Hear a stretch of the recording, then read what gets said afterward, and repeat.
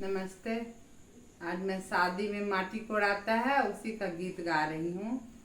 कहवा के पियर माटी कहाँ के कुदाल है।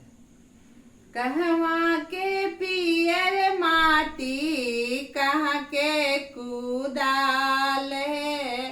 कहवा के साथ सोहागिन माटी कोड़े जाली है। कहवा के साथ सोहागिन माटी कोड़े जाली है।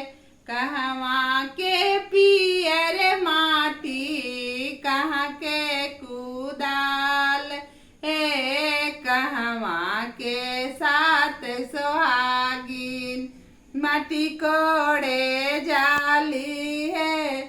जनक के पियर माटी जनक के कुदाल है।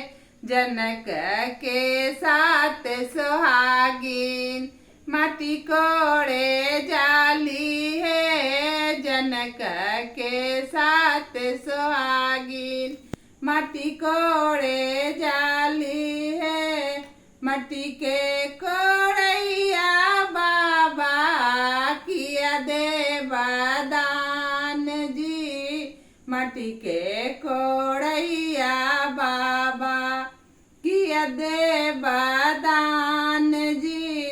तोहरो के देवो बेटी दोनों काना सोनवा जी। पहुना के देवो बेटी चढ़ने के करवा जी। पहुना के देवो बेटी चढ़ने के करवा जी।